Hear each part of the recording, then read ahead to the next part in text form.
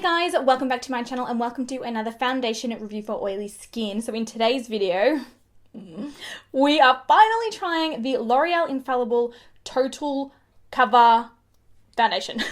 If you are new to my channel here, I have got an oily skin type, and what I do with these foundation reviews is I show you how the product applies, and then I will come back in at different points during the day without touching it up and show you how it is wearing. You guys have been requesting this for the longest time, and it took me so long to get my hands on it because it's not for sale in Australia. L'Oreal, we need to speak. So I did have to purchase mine off eBay. So for those of you in Australia, you still can get your hands on it. It just takes forever. Now this foundation is marketed as a pro face and body foundation, ultra lightweight, seamless coverage. It's meant to be a natural finish, 24-hour wear, very high coverage, but with an air-light texture. Everyone has been basically raving on about it for the longest time when it was launched. I believe it launched at the start of January, so we're only like a week behind. It's not too bad. It also says on here that you can use it everywhere, face, neck, arms, and legs, to cover imperfections and to even out your skin tone. So there you go. You get 30 mils in each one of these bottles, and I did actually end up purchasing a couple extra shades of this while I was in Canada with MAC recently. So I've got 307 sand beige, 305 natural beige, and then 308 sun beige there. I've got no idea which one will match. So I'm not going to ramble on too much more. I've already primed my face using the Dr. Brandt Pores No More Primer. Let's put this foundation on. Okay, so that is a product on the back of my hand. It's very moussey in texture, kind of similar to the Rimmel Stay Matte foundation actually. And I've got a beauty blender and a brush here. So I'm going to try applying it with both to see what happens. We'll start with the beauty blender. Wow, it's very, very thick. I've dotted about half of that on that side of my face, and I'll put the other half, because I actually don't know how much you're supposed to use. We shall see, won't we? All right, I'm going to do this side with the beauty blender. That is blending out really nicely so far. What do I think of the colour? I don't know yet. As far as blending, it's blending out really, really easily. I'm not really having to use, a great amount of pressure or anything with this blending sponge here. The blending sponge is damp, by the way, always. You guys know this. It looks beautiful and flawless, that's for sure. It's doing whoa, my pores look tiny. I like that. All right, so that's it on this side blended with the beauty blender. I actually wouldn't call that full coverage. I'd call that medium. You can still see sort of redness. You can still see discoloration underneath my eyes, so we might need to put a second layer of this foundation on, maybe. And then this side we're going to use a brush. So I'm going to stipple it. Looks kind of patchy with a brush, actually. Alright, so I'm having to use a fair bit of pressure to get this to apply with the brush, and I feel that that would actually cause it to look a little cakey. It doesn't look anywhere near as smooth. Oh, it's still kind of patchy on both sides though, guys. I don't know if you guys can see on the camera, but it's gone kind of patchy on my skin. There's areas where it's darker and where it's lighter. I don't know if it's sort of like caught onto areas of texture or anything like that, but I don't know, it doesn't look perfectly flawless. I'm going to go in and apply a tiny bit more and just try and even up that patchiness. Other than that, it looks really nice. Like, my pores look really small.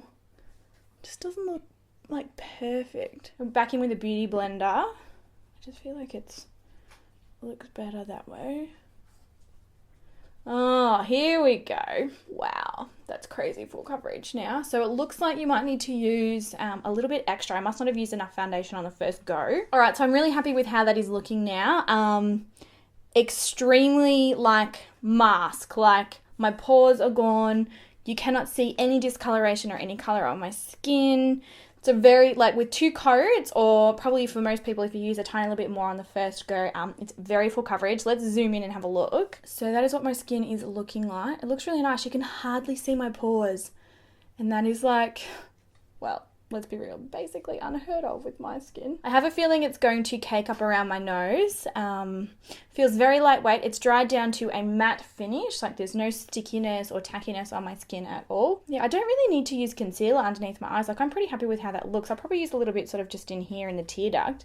But other than that, looking good. So what I will do is I'll go ahead and apply the rest of my makeup, and I will come right back. All right, so here's what my skin is looking like with the rest of the makeup on. I've used a teeny tiny little bit of concealer just on the inside of my eyes.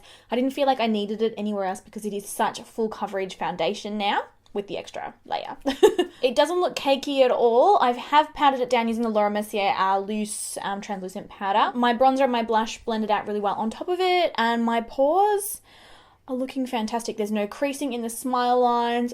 There is caking around underneath the nose, you can see in there, but it looks pretty dang good. So what I will do is I will come back in about 6 hours at the halfway mark, show you an update on what it is looking like, and then again later on, really late tonight, I'm probably going to be wearing this one for about 14 hours today, so it will be interesting to see how it holds up. Looks good, I think.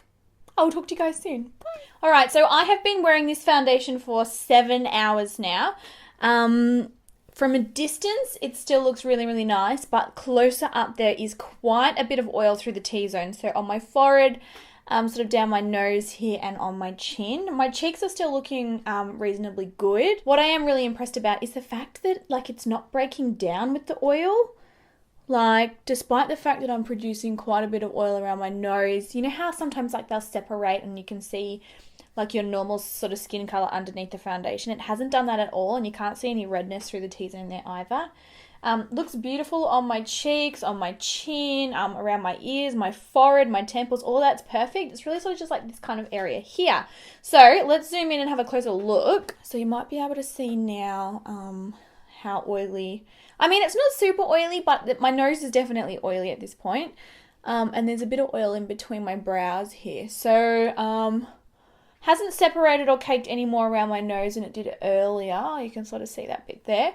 Has sort of started creasing in my smile lines. Not terribly, but it looks kind of cakey in those smile lines. The lines on my forehead haven't separated at all. Yeah.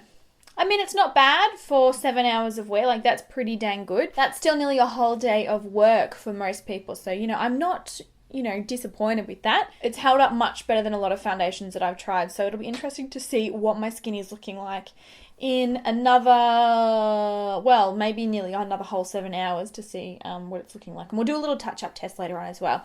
Oh, also, I had to mention I did I took some photos with flash photography. No flashback. Just had to let you guys know that. But yeah, I will see you guys later on tonight for the final look. All right, so we are looking at, what's the time? 13 and a half hours of wear right now with this. It's really oily. Unfortunately, well, it's not unfortunate. I mean, it kind of probably works in my favor a lot of the time, but these lights and the camera really like make my skin look better than it is, if that makes sense. Because looking at my face right now in the mirror, I am ridiculously oily. Like, I look like I've run a marathon and I've got sweat all over my face, but in the viewfinder, it doesn't look that oily. Unfortunately, I've got to say, if you've got oily skin, this foundation is not going to stay matte on your skin. It's not necessarily a bad thing. You're just going to really have to touch up. It's now separated all over my nose, unfortunately. It looks quite cakey. I mean, it's still really, really full coverage. Don't get me wrong. Like, dang. Really full coverage, but... Alright, so this is what it looks like close up. I hope the camera does it justice. It never does. I'm really, really oily. I've got a lot of oil through the T-zone, a lot of oil on my forehead, especially between my brows. I don't know if you can see it, like in between my brows. Like, you can nearly see your reflection in there, girl. Dang. Down my nose, around the sides of my nose, like it's all sort of separated. Through under my eyes here and on my cheeks, it's really oily. Like, my face looks wet. Now there has been some separation on my nose for sure, as you can see here. Nothing like, it has separated to a degree, but it's not, you know, terribly bad, especially in comparison to some other foundations. When I'm looking at Marc Jacobs foundation, by the way, when it was just like a hot separated, like hot mess. Looks fantastic along my jawline, like, and it's held my contour and my blush products really, really well despite the oil production. And I've been touching my face and it hasn't budged around here, so it has lasted quite well. Yeah, it is quite oily, so unfortunately for a long wear foundation, this is not going to get a thumbs up for me, but definitely, you know, like 7-8 hours of wear, I think you could totally get away with it with a touch-up halfway through the day. I think that would look fine. Let's quickly do a touch-up powder test now. Just to kind of absorb that excess oil. We want to see how it looks. It's touched up pretty well, you guys. It's definitely still separated on my nose. Like you can see, I don't know if you can see, but like there's like little red marks and like fine pitting of my pores on my nose. But everywhere else it looks pretty good. So am I overly wowed by this foundation? No, I don't think it's the best foundation I've ever tried. And I definitely prefer the Infallible Pro Matte version of this as opposed to this one. It definitely feels lightweight. It's definitely full coverage. It just doesn't really last too well on my skin.